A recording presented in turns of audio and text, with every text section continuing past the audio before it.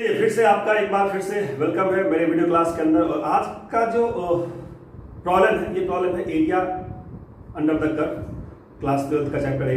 और ये area under curve का ऐसा क्वेश्चन है, अगर आपको एरिया चैप्टर में कुछ नहीं आता तो भी आप इसका आंसर निकाल लेंगे विदाउट इंटीग्रेशन।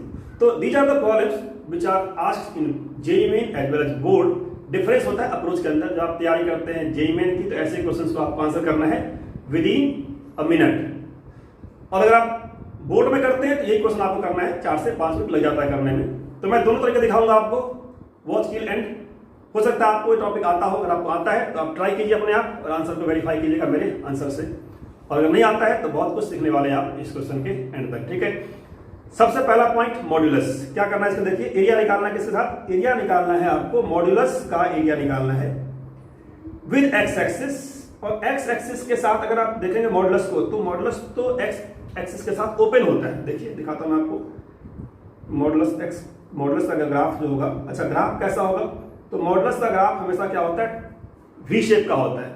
किस शेप का होता है, वी शेप। ठीक है, तो ये वी वही x u v, x u v वाला वी जो है ये शेप होता है, वी शेप। ठीक है, तो वी शेप आप दिखा दीजिए,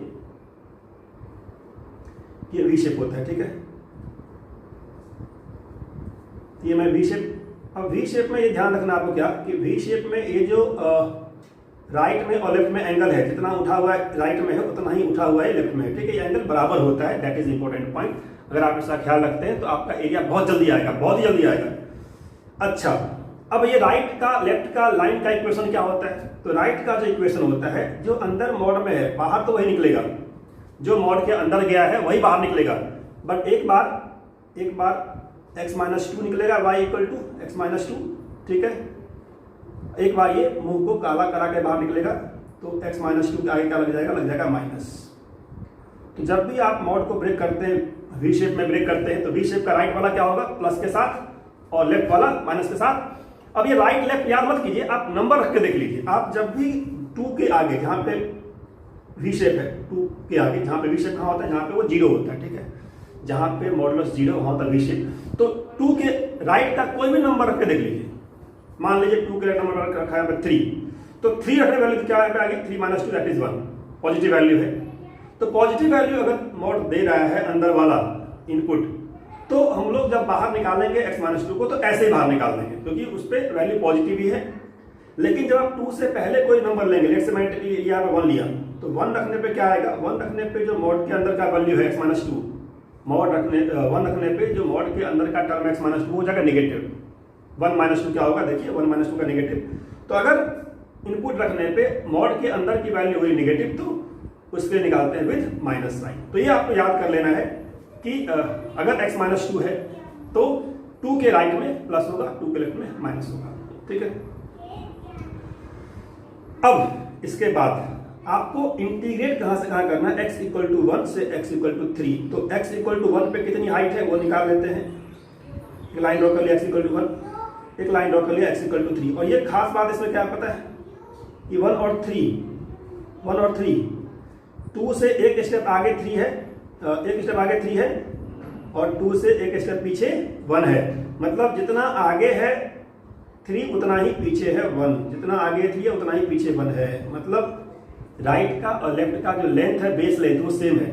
अब देखिए जो आपको एरिया निकालना है वो कौन सा एरिया है, जो एरिया निकालना है कौन सा एरिया है, देखिए आपको निकालना ये वाला एरिया, ये लेफ्ट का ट्रायंगल, तो ये राइट का ट्रायंगल, ये एरिया निकालना है। अब इस एरिया को निकालने के लिए इंटीग्रेशन की कोई भी जरूरत नहीं है, आप बिना इंटीग्रेशन के एरिया ऑफ ट्रायंगल से आंसर निकाल सकते हो। जस्ट फाइंड आउट आंसर, का आंसर आएगा। अब 2 से 3 का लेंथ तो पता है 1 है, हाइट कितनी इसकी है, हाइट कितनी है, तो 3 पे जो इसकी हाइट होगी, x इक्वल टू 3 रखने पे दिख रहा है, x रखूंगा 3 यहाँ पे मैं, तो 3 माइनस 2 क्या आएगा, 3 माइनस 2 1 आएगा, तो हाइट आ गया मुझे 1 मिल गया। तो ये जो y पे ये जो कट करती है पैराबोला को, जहाँ पे ये लाइन x इक्वल टू 3, वो पॉइंट क्या है, x में 3 y में 1। ठीक है, आप दिखा सकते हैं x में 3 y में 1। ठीक है, ज़्यादा अच्छा रहेगा दिखाना। ऐसे ही जो यहाँ पे कट करती है लाइन x इक्वल टू 1, वो कौन सी लाइन है, वो x में 1 और y में यहाँ भी 1। तो ये जो पॉइंट्स आए हैं, इस पॉइंट से क्लियरली दिख रहा है कि ये हाइट दोनों बराबर है और दोनों का लेंथ भी बराबर है। दोनों ट्रायंगल का हाइट भी बराबर है, दोनों ट्रायंगल का लेंथ भी बराबर है। इसका मतलब दोनों ट्रायंगल का एरिया भी सेम होगा। So you can say area equal to क्या हो गया, area equal to twice of 1/2 into base into height, base भी 1 और हाइट भी 1। तो ये आपका आंसर आ गया हुआ। टाइम कितना लगा, हार्डली 1 मिनट। अगर आप ग्राफ ड्रॉ कर लेते हैं तो ग्राफ ड्रॉ करने के बाद जो 1 है और 3 पे है, 1 पे 3 पे हाइट सेम होना चाहिए। अगर हाइट अलग अलग होगी तो ये कैनॉट से सिमेट्रिक है। वी शेप में क्या होता है, ये जो एंगल है वो सेम होता है इंक्लाइंड, बट अगर हाइट अलग अलग आ गई तो ट्रायंगल का एरिया अलग अलग होगा। बट यहाँ पे क्या है, जितनी हाइट 3 पे है 1, उतनी ही हाइट 1 पे भी है, हाइट भी सेम है, ठीक है, इंक्लाइंड भी सेम तरीके से हो रहा है, वी शेप के फॉर्मेट में है, इसका मतलब एरिया सेम है। So you get the area 1, आपका आंसर आ गया 1। हार्डली कितना लगा, हार्डली लगा इसमें तो 1 मिनट लगा इसके अंदर। अब इसी प्रॉब्लम को जब आप बोर्ड में करते हैं तो बोर्ड में क्या है, आपको दिखाना है स्टेप्स। आपको क्या दिखाना है, बोर्ड में स्टेप्स दिखाना है। तो आप बोल देंगे कि ये क्या है, area, you can say area is symmetric, area is same of both triangle due to symmetry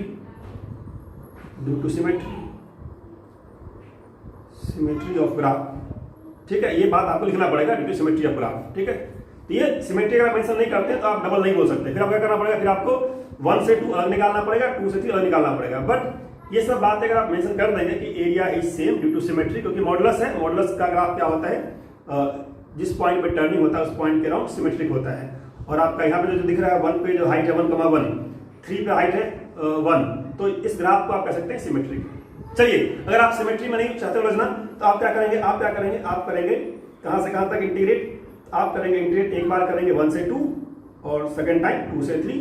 अगर आपको सेफ साइड चलना है, ठीक है, कंफ्यूज नहीं होना है, तो यू कैन राइट 1 to 2 इसका इंटीग्रेशन माइनस ऑफ x - 2 का इंटीग्रेशन, इसका इंटीग्रेशन, ठीक है, प्लस 2 से 3 किसका इंटीग्रेशन, x - 2 का इंटीग्रेशन। ये सेफ साइड है, नो वरीज ऑफ सिमेट्री, ठीक है, आप आसानी से ऐसे निकाल सकते हैं।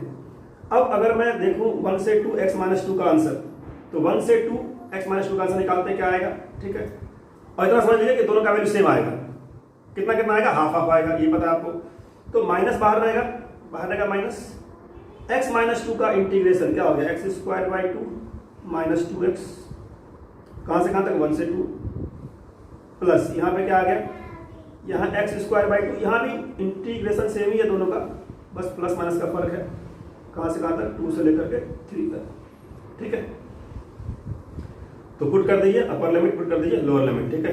तो मुझे इसकी जरूरत नहीं है, यहाँ पे एरिया इज सेम लिखने का जरूरत नहीं है, आपने अलग निकाल लिया, तो अलग निकाल लिया आपने, तो आपको ये सब दिखाने की जरूरत नहीं है कि सिमेट्री है कि नहीं है, ठीक है। अच्छा, जो आपका फर्स्ट पार्ट है उसका निकालता हूँ, फर्स्ट पार्ट का वैल्यू, तो माइनस है और माइनस में क्या है, पुट करेंगे अपर लिमिट 2 पुट करने पे क्या आएगा, 4/2 दैट इज 2 माइनस, पुट करेंगे 2 × 2 4, तो 4/2 दैट इज 2 माइनस 4, ये हो गया अपर लिमिट पुट करने पे, माइनस पुट किया लोअर लिमिट, क्या है 1 है, तो 1/2 माइनस 2, 1/2 माइनस 2। आपको पता है कि वैल्यू क्या आने वाली है, इसकी वैल्यू आने वाली है हाफ, ठीक है, वो आप देख चुके हैं पहले भी ट्रायंगल के एरिया से। तो 2 - 4 दैट इज -2, और हाफ -2 दैट इज -3/2, हाफ -2 -3/2, आगे लगा माइनस दैट इज +3/2, तो -2 + 3/2 दैट इज -हाफ, आगे लगा माइनस, तो यू गॉट फाइनली हाफ।